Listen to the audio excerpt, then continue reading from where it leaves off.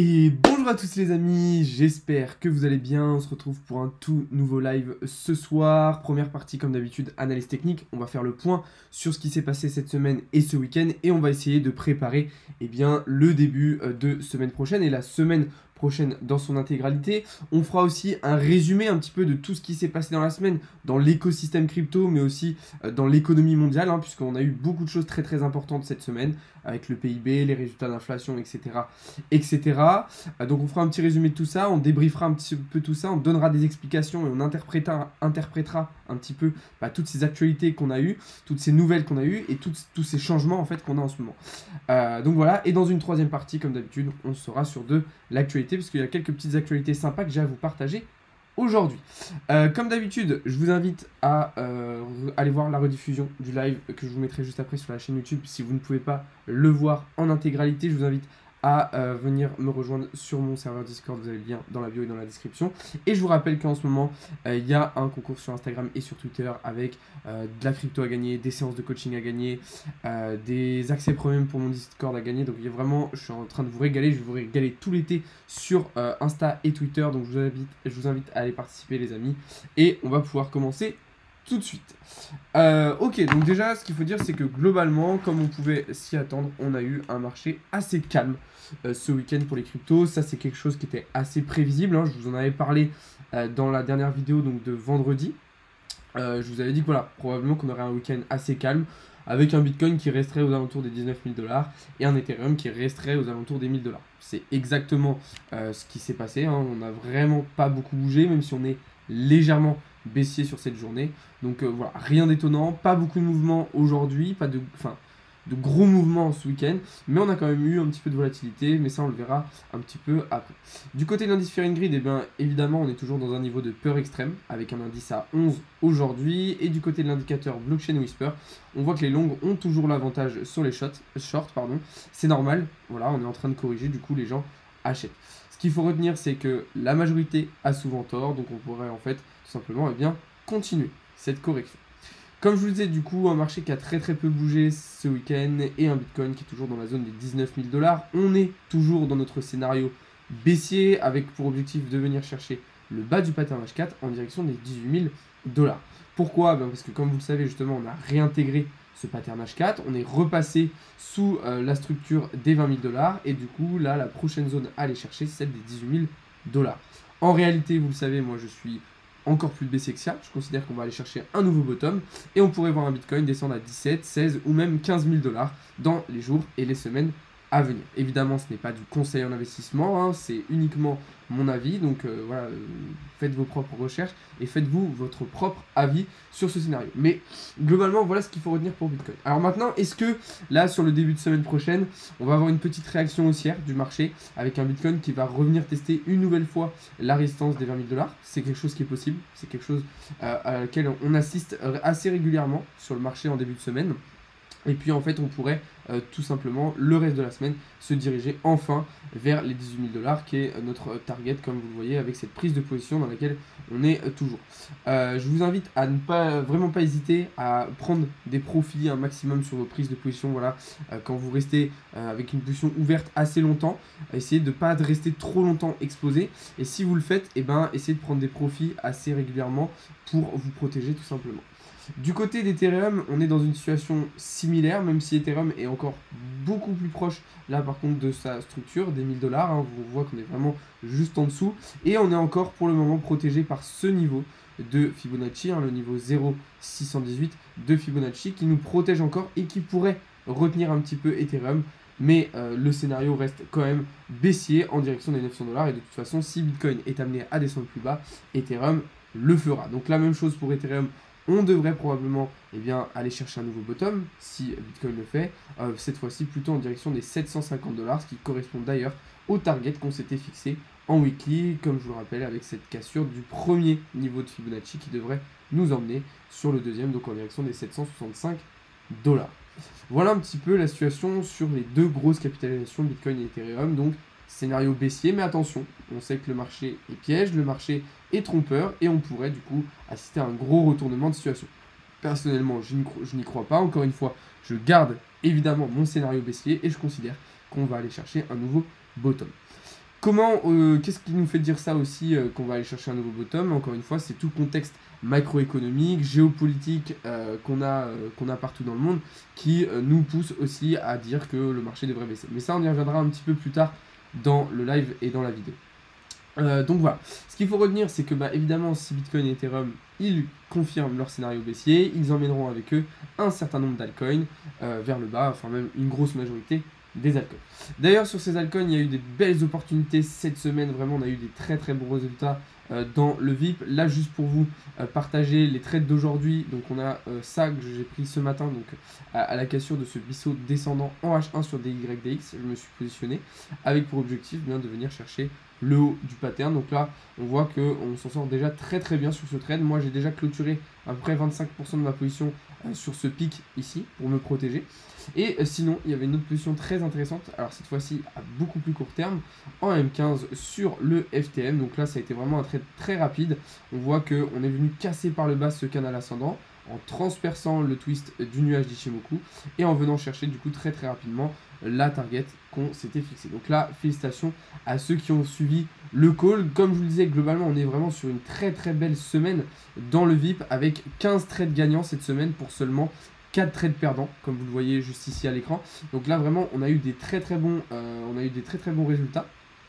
Vraiment, c'était une très très belle semaine. Donc félicitations à ceux qui ont suivi tout ça. Je vous le rappelle, hein, il y a une fois par jour, les trades que je vous envoie justement dans le VIP, et je le mets, il y en a un à chaque fois que je mets dans la partie annonce. Donc en fait, tout le monde peut y accéder.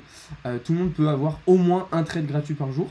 Et puis après, si vous voulez aller plus loin, voilà, il y a le crypto VIP où là vous allez avoir accès à l'intégralité de mes prises de position. Donc là, vous voyez encore une très très belle semaine. Et puis je vous le rappelle, vous avez aussi toute la partie premium ici. Mais bon, si ça vous intéresse, je vous invite à aller voir la vidéo de présentation de mon Discord que je vous avais fait sur la chaîne YouTube. Du coup, voilà pour cette première partie un petit peu analyse technique sur le marché. Voilà un petit peu ce qui s'est passé cette semaine. Beaucoup de choses et globalement, ce qu'il faut retenir, c'est que le marché devrait continuer à baisser dans les jours et les semaines à venir. J'essaie de bien mettre mon téléphone, voilà, c'est bon. Alors maintenant, on va faire un petit point et on va reparler un petit peu de tout ce qui s'est passé cette semaine et pourquoi ce qui s'est passé cette semaine, justement, va avoir un impact sur la suite et sur ce qui va se passer sur le marché. Déjà, ce qu'il faut retenir, comme je vous le disais, c'est qu'on est dans un contexte macroéconomique, on est dans un contexte monétaire, géopolitique qui est vraiment négatif, qui est très néfaste, qui est pas du tout favorable à un bon marché. Okay, ça, c'est très très important de le comprendre. On n'est clairement pas dans une situation favorable et donc forcément, l'ensemble des marchés financiers sont en difficulté. On a eu en plus cette semaine, du coup, les résultats du PIB américain qui a été révisé à moins 1,6% sur le premier trimestre 2022. Donc très mauvaise nouvelle, forcément du coup les marchés financiers américains et traditionnels sont impactés à la baisse. On le sait, Bitcoin est corrélé à ces marchés financiers traditionnels et donc on pourrait tirer par le bas encore plus. Vendredi, on a eu aussi les résultats d'inflation en Europe, avec des résultats d'inflation du coup absolument énormes, qui montent à plus de 8%. Là aussi, c'est quelque chose qui va créer de la peur, une perte de confiance en fait sur les marchés financiers. Les gens vont de moins en moins investir, les entreprises vont de moins en moins investir à cause de l'inflation, qui devrait d'ailleurs nous faire rentrer dans une période de récession. On a aussi, on le sait, la Fed qui régulièrement et plusieurs fois rehausse ses taux directeurs. Donc on est vraiment dans un contexte vraiment global qui est négatif, qui n'est pas du tout favorable à un marché qui se relance. Alors maintenant, on pourrait imaginer un autre scénario qui serait de se dire, eh bien peut-être que grâce à cette situation économique compliquée, grâce à cette situation monétaire compliquée, peut-être que ça permettrait à Bitcoin et au marché crypto-monnaie de prendre son élan, de prendre son indépendance et de se décorréler une bonne fois pour toutes de ces marchés financiers traditionnels. C'est une hypothèse, c'est un scénario qui est tout à fait possible. Maintenant, est-ce qu'il va vraiment se réaliser ? Ça, c'est compliqué à dire. Personnellement, je pense que ça va être beaucoup plus compliqué que ça. Pour vous expliquer aussi un petit peu mon avis sur le fait qu'on devrait aller chercher un nouveau bottom et venir plus bas, on a l'entreprise Celsius qui a,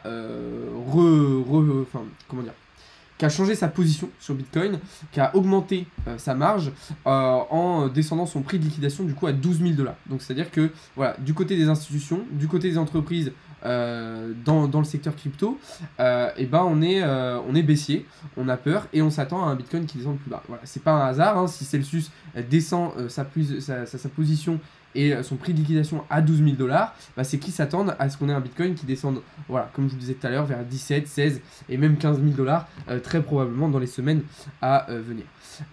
Du coup, voilà un petit peu ce qui s'est passé de cette semaine, voilà un petit peu le contexte global dans lequel on est, mais ça vous le connaissez, on en a déjà parlé, et encore une fois, c'est un contexte qui est défavorable au marché, et c'est pour ça que pour moi, on va pas encore tout de suite se relancer, même si on rentre aujourd'hui dans une phase de capitulation. Mais par contre, on peut encore aller chercher un bottom un petit peu plus bas. Une fois que cette phase de capitulation, elle sera terminée, une fois que le bottom aura été trouvé, alors là, on rentrera dans une phase de latéralisation pendant sûrement plusieurs mois, avant de voir un marché qui se relancera à un moment donné. Alors, si tu considères que je parle dans le vide, casse sa patrie, je t'invite à changer de live et à aller voir ailleurs. Je vais répondre un petit peu à vos questions avant d'aller passer sur la dernière partie de ce live qui va concerner les actualités. Oui, effectivement, c'est les soldes en ce moment sur le marché crypto. Si je suis perdu, j'ai beau écouter, je comprends rien. Bah, je t'invite à venir me suivre, Line 3, comme ça tu pourras regarder un petit peu ce que je fais et comprendre un petit peu tout ce monde des cryptos qui est très passionnant. Alors oui, bien sûr, on peut débuter avec un PC, hein. Sans PC, pardon. Après, c'est quand même un outil ultra intéressant, que tu veux faire de l'analyse, même si tu veux aller sur certains protocoles, ça va être quand même très très important. Après, effectivement, pour commencer à apprendre, tu n'as pas forcément besoin d'un PC. Déjà, si tu as ton téléphone ou une tablette, tu peux déjà regarder pas mal de vidéos, pas mal de contenu pour apprendre, en fait, déjà sans PC. Après, c'est vrai que voilà, si tu veux aller plus loin à un moment donné, si tu veux rentrer dans de l'analyse, si tu veux rentrer dans de l'utilisation de la DeFi, des protocoles, etc., évidemment que là, un PC va quasiment être indispensable, selon moi. Ça, c'est évident. Donc voilà les amis. Comme je vous le disais, hein, je vous rappelle, je le disais en début de live, hein, mais je vous le redis maintenant, il y a en ce moment un concours sur Instagram et sur Twitter avec plus de 300 $ de crypto à gagner, des séances de coaching à gagner, des accès premium à gagner. Donc n'hésitez pas à aller participer, c'est sur Instagram et sur Twitter, vous avez tous les liens en bio et en description les amis. Là vraiment je vais essayer de vous régaler avec plein de concours tout au long de l'été, vous faire un maximum de cadeaux, voilà pour je sais pas, se faire des petits plaisirs en vacances, des choses comme ça. Donc allez checker tout ça, vous avez tous les concours sur Instagram et sur Twitter en ce moment. Donc allez-y, allez participer. Ok, on va désormais passer du coup sur la troisième et dernière partie de ce live les amis qui va concerner les actualités de cette fin de semaine avec une première qui est plutôt intéressante, c'est l'arrivée d'un ETF spot Bitcoin, malheureusement pas aux États-Unis puisque la SEC a une nouvelle fois refusé la proposition de Grayscale, mais cette fois-ci aux Pays-Bas. Alors bonne nouvelle, pourquoi ? Parce que ça va permettre une certaine démocratisation, ça va permettre une adoption en fait du grand public des crypto-monnaies. Par contre, la nouvelle qui est un petit peu moins intéressante selon moi, c'est que en fait un ETF, voilà, c'est un outil boursier, c'est un indice boursier. Et le problème, c'est que faire un ETF Bitcoin, j'ai peur que ça financiarise un petit peu trop Bitcoin. Et du coup, en financiarisant le Bitcoin, en fait, on lui fait perdre ses valeurs intrinsèques, ses valeurs de base, et ce pourquoi Bitcoin est ultra intéressant. Donc il y a du pour, il y a du contre, il y a du bon, il y a du mauvais, mais dans tous les cas, c'est vrai que voilà, ça va permettre à une nouvelle classe d'investisseurs de se positionner sur Bitcoin. Du coup, ça va attirer des investisseurs, ça va augmenter les volumes de transactions, et on le sait, un actif qui a des bons volumes de transactions, va pouvoir justement avoir un prix très intéressant. Donc voilà pour cette première actualité. La deuxième qui est très intéressante, c'est cette fois-ci au Mexique, on a une sénatrice du coup qui veut faire de Bitcoin une monnaie légale. Donc on le sait, l'Amérique latine et l'Amérique du Sud dans son intégralité est très ouverte aux crypto-monnaies. C'est dû au fait qu'ils ont été très dépendants des États-Unis et du dollar. Donc là, très bonne nouvelle. On sait que voilà, il y a le Salvador qui a adopté Bitcoin comme monnaie légale, le Venezuela veut faire de même, on a beaucoup de pays dans cette région-là qui veut s'ouvrir aux crypto-monnaies. Et là, du coup, on a probablement un projet de loi qui pourrait arriver, du coup, dans les semaines et les mois à venir au Mexique pour faire de Bitcoin une monnaie légale. Alors évidemment, ça plaît pas du tout aux institutions monétaires, ça plaît pas du tout au FMI, ça plaît pas du tout à la SEC, ça plaît à personne en fait, même aux États-Unis, à l'Union Européenne, etc. Mais il faut comprendre que c'est l'avenir et que voilà, là aujourd'hui, c'est dans une région comme l'Amérique latine, l'Amérique du Sud, mais ça va se démocratiser aussi en Afrique, en Asie et dans toutes les régions en fait qui sont en difficulté et qui sont dépendantes de certains pays ou de certaines monnaies. Alors, ouais, je check un petit peu vos questions en même temps, les gars. Je pense quoi du Tether et de l'attaque du hedge fund? J'en parlerai demain, dans la vidéo de demain, je ferai une grosse vidéo là-dessus pour expliquer un petit peu pourquoi aujourd'hui tous les protocoles, enfin une grosse partie des protocoles et des entreprises du Web3 en fait se font attaquer pourquoi ils ont des soucis, pourquoi il y a des hacks, etc. Donc je ferai une grosse vidéo demain pour comprendre tout ça. T'as gagné combien depuis le début avec combien de mises? Alors, c'est une question qu'on me pose souvent. Déjà, je ne sais pas combien j'ai investi exactement à la base en crypto. Là, je pourrais pas te dire le montant exact. Je sais pas, la première fois que j'ai commencé, j'ai mis 500 euros, mais après, voilà, j'ai rajouté à certains moments, donc je pourrais pas te dire une somme exacte. Ensuite, combien j'ai gagné, c'est la même chose. Je peux pas te répondre. Pourquoi? Parce que aujourd'hui, j'ai de l'argent un petit peu partout, en crypto, en DeFi, c'est-à-dire que, voilà, je vais avoir de l'argent, de l'Ethereum par exemple, en stacking sur certaines plateformes. Je vais avoir de l'argent que je vais investir dans les NFT. Je vais avoir de l'argent en trading. J'ai plein de portefeuilles, j'ai des wallets décentralisés que je ne regarde pas forcément tout le temps. Donc je ne connais même pas la valeur exacte de mes investissements crypto aujourd'hui. Ok, je pourrais même pas y répondre. Je pense quoi des stackings à 666% sur Bybit? Alors Bybit, c'est une plateforme que je n'utilise pas. Apparemment, ça a l'air d'être une très très bonne plateforme, mais personnellement, je ne l'utilise pas. Du coup, je pourrais pas te donner mon avis en fait sur cette solution de stacking. Maintenant, ce qu'il faut comprendre, c'est que globalement, les solutions de stacking que vous avez sur des plateformes centralisées comme Binance, comme Bybit, en fait, c'est pas du vrai stacking. C'est-à-dire que c'est la plateforme qui va stacker à votre place. Et donc, en fait, vous, ce que vous allez recevoir, c'est une partie de la commission que Binance ou Bybit c'est fait grâce à votre stacking. Donc en fait, c'est pas du tout intéressant. Et si vous voulez vraiment faire du stacking, je vous conseille d'aller directement sur des protocoles DeFi où là, ce sera vraiment vous qui serez en stacking et ça sera beaucoup plus intéressant. Donc voilà pour le stacking. Mais ça, si ça vous intéresse, je vous invite à aller voir la partie DeFi dans le serveur Discord et aussi aller voir les vidéos sur la DeFi que je vous ai déjà fait sur la chaîne YouTube. Mon pote a investi 10 000 euros, il est monté à 60 000 et là, il est à moins 3 000 en fonction de quand tu es rentré. Beaucoup de monde a perdu. La vérité, c'est que l'argent illimité avec des crédits bas ne peut plus exister. Oula, donc les cryptos vont chuter pour un bon moment. Alors, tu as dit pas mal de choses. Alors, effectivement, si vous avez acheté vos crypto-monnaies en septembre dernier, fin 2021, évidemment que vous êtes perdant aujourd'hui. C'est pour ça que c'est très très important de se former, d'apprendre et d'acheter ces cryptos au bon moment. Et de pas acheter au top quand c'est le FOMO et que tout le monde est en train d'en parler. Mais par contre, c'est une période aujourd'hui, actuellement, on est dans une période très intéressante pour acheter vos cryptos.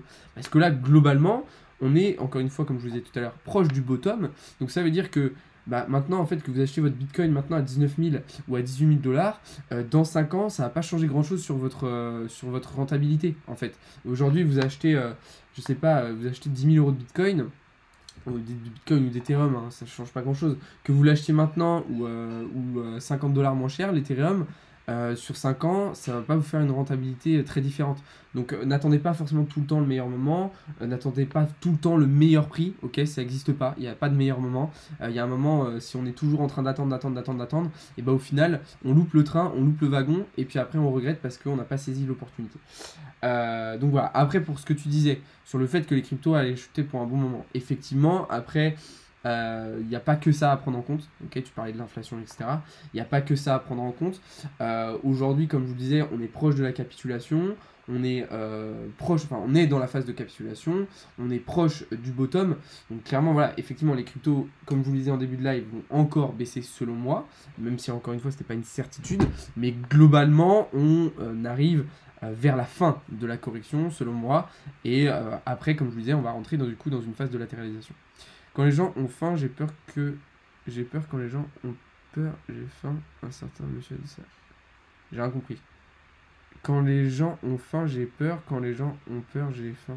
Ah, ok, d'accord, je viens de comprendre. Bah, effectivement, c'est ça. Très très bonne remarque. C'est-à-dire que voilà, quand les gens ont peur, c'est là où il faut acheter. C'est-à-dire que là, aujourd'hui, tout le monde flippe, tout le monde dit que c'est la merde, que c'est la fin des cryptos. Et bah, c'est dans ces moments-là où il faut acheter. En fait, et quand tout le monde est là, ah ouais, trop bien, on achète, les cryptos c'est génial, etc. Quand on a des cryptos avec une tête de chien qui font des x100, et quand on a des NFT en forme de cailloux qui coûtent 300 000 dollars, là par contre, il faut se poser des questions et se dire que c'est peut-être le bon moment de sortir du marché. Ça remontera après la guerre en Ukraine, on parie.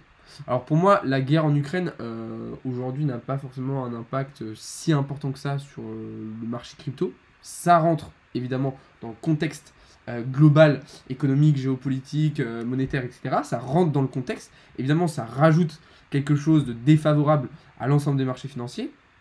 Maintenant, c'est pas ça qui fait que les cryptos baissent, hein. C'est comme les gens qui disent qu'aujourd'hui, en Europe, on a de l'inflation à cause de Poutine. Je veux dire, l'inflation, les gars, elle était déjà là. Elle serait arrivée aussi, alors peut-être un petit peu plus tard. Effectivement, la guerre a peut-être accéléré un petit peu l'arrivée de cette grosse phase d'inflation. Mais l'inflation, c'est pas du tout à cause de Poutine ou de la guerre. En fait, ça fait 20 ans que la BCE a des politiques monétaires dégueulasses. Faut arrêter de croire que c'est parce que là, Poutine, il a envahi l'Ukraine qu'on se mange de l'inflation. Pas du tout. Salut Alex, tu penses que c'est bien d'acheter du Gala? J'ai vu ton message sur Andro tout à l'heure, j'ai pas eu le temps de répondre. Alors, le Gala, moi je trouve effectivement que c'est une crypto qui est très intéressante. Pourquoi? Pourquoi? Eh bien, tout simplement parce que c'est aujourd'hui pour moi les leaders des play to earn dans le Web3, dans le métaverse. Et donc, forcément, c'est du coup eux qui ont un petit peu un monopole sur le marché et c'est eux du coup qui vont avoir les meilleurs volumes de transactions. Donc, moi, clairement, effectivement, Gala, je considère que c'est une très bonne crypto. Voilà, si vous voulez investir dans le Web3, dans le métaverse, etc., Gala est très très bien. Le Sand aussi est très très bien. La guerre n'a pas grand chose à voir. Ouais, voilà, c'est ça. Au final, la guerre en Ukraine, c'est vraiment un détail, hein. C'est vraiment un détail. Donc voilà. C'est comme en surf, c'est dans le creux de la vague qu'il faut entrer. Exactement, voilà, très très bonne remarque. Voilà, les gars. C'est exactement comme ça qu'il faut réfléchir. Donc voilà. En tout cas, les amis, on va arriver au terme de ce live. C'était vraiment un plaisir d'échanger avec vous. Mais avant ça, j'ai encore quand même des petites choses à vous dire, vous inquiétez pas. Déjà, je vous rappelle, il y a un concours sur Instagram et sur Twitter en ce moment avec plus de 300 $ de crypto à gagner, des séances de coaching à gagner, des accès premium pour mon Discord à gagner. Donc allez participer sur Instagram et sur Twitter. Je vous rappelle aussi que la formation e-commerce est disponible, ainsi que la section e-commerce dans le Discord. D'ailleurs, la formation, elle est éligible au CPF. Ça veut dire que si vous ou vos parents, vous avez déjà travaillé au moins 2 ans en France, l'État il vous la finance à 100% la formation et du coup elle vous coûte 0, elle vous coûte 0 euros. Donc si voilà, vous avez déjà travaillé en France ou vos parents ont déjà travaillé en France, et ben allez, vous avez le lien dans la bio, là dans la description, je vous ai mis le lien, vous allez dans la partie e-commerce, vous vous inscrivez, vous prenez rendez-vous avec un de mes collègues. Et puis voilà. Qu'est-ce que je voulais vous dire aussi? Bah, du coup, c'était évidemment de rejoindre le serveur Discord. C'est là que tout se passe. Je partage toutes mes analyses, tous mes conseils, tous mes avis. C'est là aussi qu'on peut discuter. C'est là aussi que j'envoie mes prises de position. Donc là, je vous invite aussi à aller checker le Discord dans la bio et dans la description. Et puis, pour ceux qui n'ont pas pu suivre le live là en intégralité ce soir, je vais vous mettre la rediffusion sur YouTube juste après, comme d'habitude. Donc, je vous invite à aller checker tout ça. Donc voilà. Il n'y a pas eu de vidéo hier. Pourquoi? Parce que hier, c'était mon anniversaire. Du coup, voilà, j'ai pris un après-midi chill. Hier, c'était repos. Et puis, de tous les cas, voilà, c'est comme je vous l'ai dit en début de live, là, il ne s'est pas forcément passé trop de choses sur le marché ce week-end. Donc, dans tous les cas, je ne jugeais pas forcément trop nécessaire de faire un live ou une vidéo hier. Dans tous les cas, les amis, il va y avoir beaucoup de choses qui vont arriver cette semaine. Beaucoup de grosses vidéos, beaucoup de grosses choses. Vous allez voir, il y a des belles surprises. Donc vraiment, restez connectés. Je vous invite à venir me suivre si ce n'est pas encore le cas. Voilà. C'est combien ta formation? Alors, il va y avoir différents prix, en fait, en fonction de qu'est-ce que tu vas vouloir prendre dans la formation. Mais comme je disais, si toi ou tes parents, vous avez déjà travaillé au moins 2 ans en France, la formation, elle est 100% financée par l'État. Donc, c'est-à-dire qu'elle te coûte 0 euros. Et c'est vraiment une grosse formation, hein. Et vous avez plus de 80 heures de formation. Vous avez un suivi personnalisé avec une personne, un de mes collègues qui va vous suivre tout le temps, en fait, qui va vous accompagner tout le temps. Si tu veux des détails, je t'invite à aller voir une vidéo que j'ai sortie sur YouTube la semaine dernière sur le e-commerce, justement, où je vous explique vraiment tout le contenu que vous avez dans la formation. À quoi vous avez accès, qu'est-ce que vous allez pouvoir faire, quels sont les objectifs, qu'est-ce que ça va vous rapporter, etc. Donc vraiment, clairement, on vous a balancé un maximum de contenu. Cette formation, elle est ultra intéressante. C'est fait par des pros, c'est fait par des gens qui sont vraiment dans le métier, qui ont de l'expérience là-dedans, qui savent faire des boutiques en ligne, qui savent faire du commerce, qui savent vendre et qui savent du coup vous expliquer comment faire, comment retranscrire tout ça. Donc voilà, encore une fois, vous avez le lien dans la bio, vous allez dans la partie e-commerce, les amis, vous vous inscrivez, vous prenez rendez-vous avec un de mes collègues. Et voilà, l'État vous finance votre formation, c'est parfait. Donc voilà, les amis, si vous avez davantage de questions, je vous invite à venir me les poser sur Instagram, à venir me rejoindre sur Discord, etc. Sur ce, moi je vous souhaitais à toutes et à tous une très bonne soirée, une bonne fin de week-end et puis un bon début de semaine. Sur ce, on se retrouve dès demain matin pour davantage de contenu et davantage d'analyse. Salut à tous, c'était Alex de Crypto Learning.